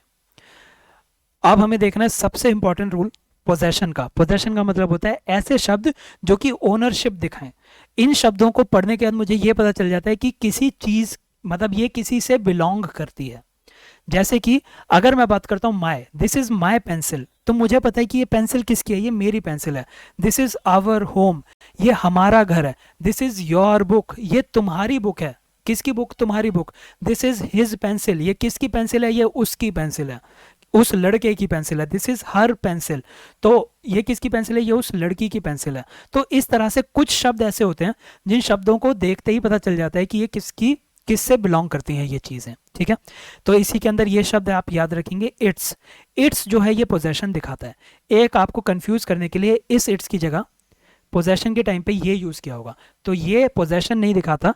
ये जो वर्ड है, ये वर्ड को हम अगर एक्सपेंड करके लिखें तो इस वर्ड को लिखा जाता है इट इज, इट वॉज, या फिर इट हैज, ठीक है। ये जब आएगा तब देखेंगे हम। बस आप ये याद रखेंगे कि पोजेशन के लिए आप ये फॉर्म यूज नहीं करते हैं। ये पोजेशन को या फिर ये किससे बिलोंग करती है वो चीज नहीं दर्शाती, ठीक है। देयर भी दर्शाएगी। तो इतना भी ये कुछ पोजेशन के वर्ड हैं। फिर उसके बाद हम देखते हैं कुछ कॉमन पोजेशन, जैसे कि एग्जाम्पल के तौर पे आलिया और रणवीर की वेडिंग। अब इसके अंदर आलिया और रणवीर दोनों आपस में शादी कर रहे हैं, तो यहाँ पे कितनी शादियां हुई? यहाँ पे एक ही शादी हुई ना। अगर ये दोनों के दोनों आपस में शादी कर रहे हैं तो ये दो अलग अलग शादी में तो जाके बैठेंगे नहीं, दोनों के दोनों एक ही शादी में जाएंगे। तो इसीलिए जब हम दो लोगों के कॉमन पोजेशन की बात करते हैं या फिर हम दो लोगों की ऐसी चीज की बात करते हैं जो चीज उन दोनों से बिलोंग करती है, तो हम सिंगल पोजेशन दिखाते हैं। क्या मतलब हुआ इसका सिंगल पोजेशन का? तो देखिए, अगर मेरे को कहना है आलिया की कार, तो मैं इसको लिख सकता हूं आलियाज कार। इसका मतलब है आलिया की कार। अगर मेरे को दिखाना है रणवीर की कार, तो मैं इसको लिखूंगा रणवीर्स कार। पर अगर आलिया और रणवीर ने आपस में शादी कर ली, इनकी एक सिंगल वेडिंग हुई है, तो मैं इसको कैसे लिखूंगा? इसको लिखूंगा Alia and Ranveer, Alia and Ranveer's wedding. तो यहाँ पे जो अपोस्ट्रोफी एस है, इसको अपोस्ट्रोफी एस कहा जाता है। अपोस्ट्रोफी एस जो है वो दूसरे दूसरे नाउन के बाद लगाया जाता है और एक सिंगल लगाया जाता है, ठीक है। मान लीजिए किसी कारणवश मैंने एक सेंटेंस लिख दिया Alia's and Ranbir's, Alia's and Ranbir's wedding, तो ये सेंटेंस गलत हो जाएगा। क्यों? क्योंकि यहाँ पे हम कितनी वेडिंग की बात कर रहे हैं? यहाँ पे हम एक वेडिंग की बात कर रहे हैं। अगर हम एक से ज्यादा वेडिंग की बात करते तो यहाँ पे एस लगा होता, पर एस लगा नहीं हुआ है। तो हमें ये तो क्लियर हो गया कि हम एक वेडिंग की, एक शादी की बात कर रहे हैं। तो जब हम एक शादी की बात कर रहे हैं तो इसका मतलब यह है कि आलिया और रणवीर ने एक ही शादी की है। तो जब एक ही शादी हुई है तो इसका मतलब यह है कि इन दोनों ने आपस में शादी की है। तो जब आपस में शादी की है, आपस में शादी की है यानी कि इन दोनों की खुद से शादी हो गई, तो ये शादी किससे बिलोंग करती है? इन दोनों से बिलोंग करती है। तो ये कॉमन शादी हुई है। कॉमन शादी को हम हमेशा सिंगल सिंगल अपोस्ट्रोफी से दिखाएंगे, इस तरह Alia and Ranbir's wedding, Alia and Ranveer's wedding, ठीक है। ऐसे ही करीना और सैफ का बच्चा हुआ, दोनों का आपस में ही बच्चा हुआ है ना, दोनों का बच्चा आपस में हुआ है, तो आप क्या कहेंगे? Kareena and Saif's child. ये बच्चा किसका है? करीना और सैफ का, दोनों का आपस में बच्चा है। अगर मैं बोलूं Kareena, करीनाज and सैफ्स, करीनाज and Saif's child. तो इसमें मैं कितने बच्चों की बात कर रहा हूँ, मैं एक सिंगल बच्चे की बात कर रहा हूँ, लेकिन मैंने दो ओनरशिप दिखा दी कि करीना की भी ओनरशिप है और सैफ की भी ओनरशिप है, लेकिन बच्चा एक ही है। ऐसा कैसे हो सकता है? आप दुविधा में पड़ गए कि करीना की आप एक अलग ओनरशिप दिखा रहे हैं, सैफ की अलग ओनरशिप दिखा रहे हैं, लेकिन एक बच्चे की बात हो रही है, तो ऐसा तो नहीं हो सकता। तो इसका मतलब ये है कि ये जो बच्चा है ये इन दोनों का बच्चा होगा, एक ही बच्चा है, तो यहाँ पे हमें एक ओनरशिप दिखानी होगी। तो याद रखने का तरीका क्या हो गया कि जितनी ओनरशिप आप दिखा रहे हैं, जितनी ओनरशिप दिखा रहे हैं, उतने ही चीज के बारे में आपको बात करनी पड़ेगी। यानी कि अगर आप एक ओनरशिप दिखा रहे हैं तो एक ही वेडिंग होगी, अगर आप दो वेडिंग दिखा रहे हैं तो आपको दो ओनरशिप दिखानी पड़ेंगी। ठीक है, अगर आप दो बच्चों की बात कर रहे हैं, अगर आप दो बच्चों की बात कर रहे हैं तो दो ओनरशिप दिखाएंगे, पर अगर आप सिंगल बच्चे की बात कर रहे हैं तो एक सिंगल ओनरशिप से काम चल जाएगा। ऐसे ही अगर इंडिया और पाकिस्तान की एलओसी की बात की जाए तो ये एलओसी कितनी है? दोनों की एक ही तो एलओसी है, ऐसा तो नहीं है कि एलओसी अलग अलग है, पाकिस्तान कह रहा है ये एलओसी है, इंडिया कह रहा है ये एलओसी है, ऐसा तो नहीं है। एक सिंगल एलओसी है, लाइन ऑफ कंट्रोल।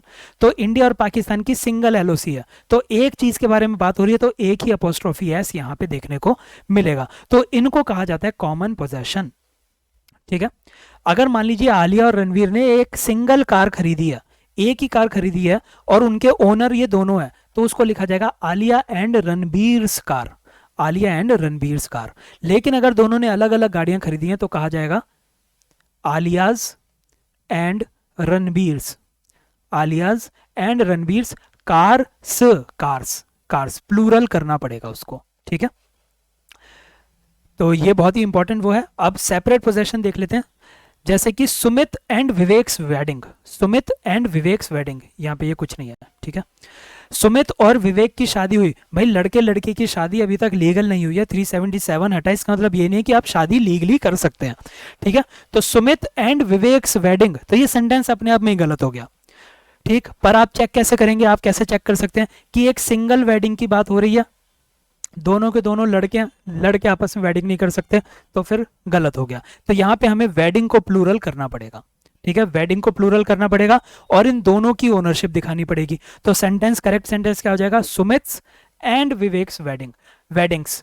अब यहाँ पे क्लियर हो गया कि प्लूरल वेडिंग की बात हो रही है, विवेक की एक शादी हुई और एक शादी सुमित की हुई, अलग अलग हुई है, अलग अलग लड़कियों से। ठीक है, ऐसे ही Kapil's and Rohan's cars, plural car है, यानी कि रोहन की अलग गाड़ी है, कपिल की अलग गाड़ी है। ठीक है, तो ये सेपरेट पोजेशन दिखाता है। तो क्या याद रखेंगे, सेपरेट पोजेशन की बात अगर हो रही है तो इसके अंदर जिन चीजों को वो पोजेस कर रहे हैं, यानी जिन चीजों के वो मालिक हैं, वो चीजें प्लूरल में होनी चाहिए। सेपरेट पोजेशन में जिन चीजों के वो मालिक हैं वो चीजें प्लूरल में होनी चाहिए और प्लूरल में ही उनकी ओनरशिप दिखाई जाएगी।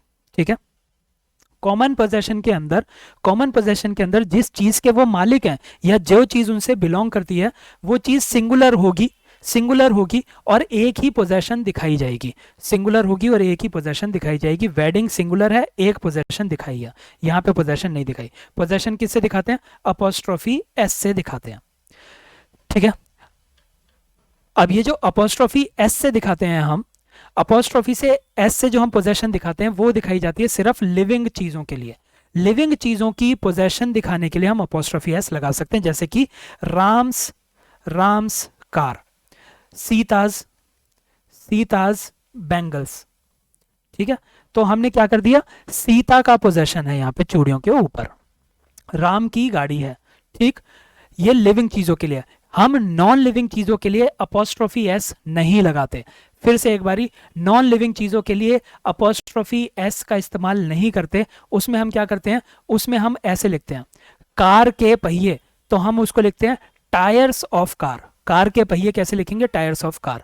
यानी कि अगर लिविंग थिंग है, राम की कार की बात की जाए तो हम राम्स कार लिख सकते हैं, पर अगर कार के पहियों की बात की जाए तो उसको कार्स, टायर्स नहीं कहा जाएगा। क्यों? क्योंकि कार एक नॉन लिविंग चीज है, तो इसको कैसे लिखेंगे? Tyres of car. ऐसे ही चेयर्स लेग नहीं कहा जाएगा, कुर्सी की टांगे नहीं, लेग्स ऑफ चेयर, इस तरह से इसको लिखा जाता है। ठीक है, अब हम कंपाउंड नाउन का ही, जो हमने कंपाउंड नाउन देखे थे, जो ऐसे नाउन जो कि दो या दो से ज्यादा वर्ड से मिलके बने होते हैं नाउन, तो इसके अंदर पोजेशन कब दिखाएंगे? इसके अंदर पोजेशन दिखाई जाती है एकदम लास्ट में जाके, लास्ट में। Commander in chief's appointment, sister in law's car, Sumit the plumber's tool, ठीक है, तो यहाँ पे जो लास्ट में है उस लास्ट के साथ आपको अपोस्ट्रोफी लगाना होता है, ठीक है।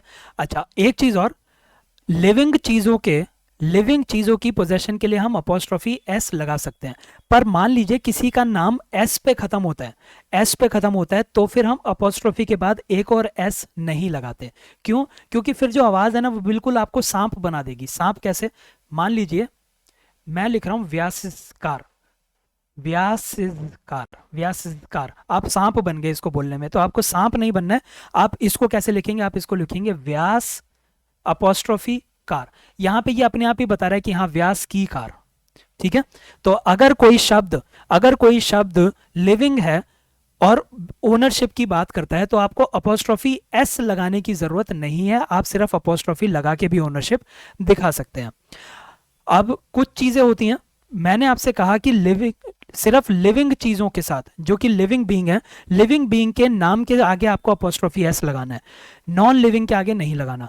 पर कभी कभी हम नॉन लिविंग चीजों को लिविंग की तरह देखते हैं, मतलब ऐसे पर्सोनिफाई कर देते हैं, उसको हम ऐसे मान के चलते हैं कि ये भी एक जिंदा चीज है, तो वो बहुत ही कम होता है, ठीक है। 2-3 एग्जाम्पल के बाद आप खुद ही समझने लग जाएंगे कि कैसे हो रहा है। देखिए एग्जाम्पल के तौर पे मैं बताऊं, कई बार क्या होता है कि कोई ऑथर है, राइटर है, पोएट है, वो चाहता है कि मैं जो लिख रहा हूँ ना बड़ी सुंदरता हो उसके अंदर, तो मेरे को लिखना है कोई आदमी मरने वाला है, लेकिन मैं उसको ऐसे नहीं लिखना चाहता कि वो मरने वाला है, मैं इसको और ड्रामा डालना चाहता हूँ इसके अंदर। तो मैं क्या लिखूंगा?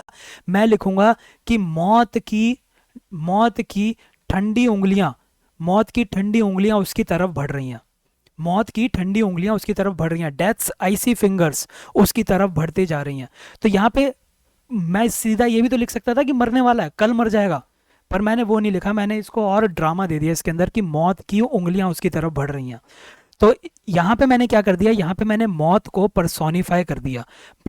उंगलियां किसकी होती हैं? उंगलियां इंसानों की होती हैं। क्या मौत कोई इंसान है? मौत कोई इंसान थोड़ी होती है, लेकिन मैंने यहाँ पे मौत को एक इंसान बना दिया, इंसान की तरह दिखा रहा हूं मैं, और मैंने उसको एक इंसान के कैरेक्टरिस्टिक दे दिए, ठीक है। इसको कहा जाता है कि मैंने नॉन लिविंग थिंग को पर्सोनिफाई कर दिया है, पर्सन बनाने की कोशिश की है।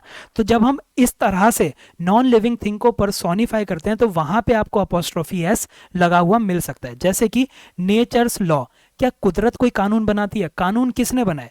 जब इंसान धरती पर आ गया, वो लोगों के साथ रहने लगा, तब इंसान को लगा कि मुझे कानूनों की जरूरत है और इंसान लॉ बनाता है। लेकिन यहाँ पे ये जो टर्म है नेचर्स लॉ, ये आपको बहुत जगह देखने को मिलेगी। तो इसीलिए यहाँ पे भले ही नेचर एक नॉन लिविंग थिंग है, लेकिन इसके आगे अपोस्ट्रोफी एस लगा के उसकी ओनरशिप दिखाई जा सकती है। फॉर्चून्स फेवरेट, फेवरेट तो इंसानों के होते हैं, मेरा फेवरेट है कोई, तुम्हारा फेवरेट होगा कोई, कटरीना कैफ याद आ गई होगी काफी लोगों को, ठीक है। तो इंसानों के फेवरेट होते हैं। किस्मत का कौन फेवरेट होता है? किस्मत तो एक नॉन लिविंग थिंग है, लेकिन जब मैं कह रहा हूं कि किस्मत का फेवरेट, तो मैंने किस्मत को एक इंसान की तरह दिखाया और यहाँ पे अपोस्ट्रोफी एस लग सकता है। डेथ्स डोर, डोर तो इंसानों के होते हैं, मौत कब से दरवाजे बनाने लग गई? इंडियाज हीरोज, इंडियाज हीरोज, तो हीरो भी इंसान बनाता है, हीरो जो है वो इंसान की देन है। तो इंडियाज हीरोज, तो इंडिया भले ही नॉन लिविंग है लेकिन हम ऐसे यूज करते हैं। अ डेज मार्च, अ वीक्स हॉलीडे, अ स्टोन्स थ्रो, ठीक है। इस तरह से कुछ नॉन लिविंग थिंग के आगे आपको अपोस्ट्रोफी एस देखने को मिलता है। ये जितने मैंने आपको ये एग्जांपल्स दिए हैं, इन एग्जांपल्स को आपको कम से कम 4 से 5 बारी अलग अलग दिनों पे रिवाइज करना होगा। अगर आपको ये एग्जांपल याद आ गए तो जब आप सेंटेंस कर लेंगे तो सेंटेंस के अंदर जैसे ही आपको अ डेज मार्च दिखाई देगा, आपके दिमाग में घंटी बज जाएगी, अ डेज मार्च, यहाँ पे तो अपोस्ट्रोफी आना था, ठीक है, यहाँ पे इसने अपोस्ट्रोफी नहीं लगाया। तो आप इस तरह से चीजों को आसानी से समझ पाएंगे। तो रूल्स याद होना बेहद जरूरी है।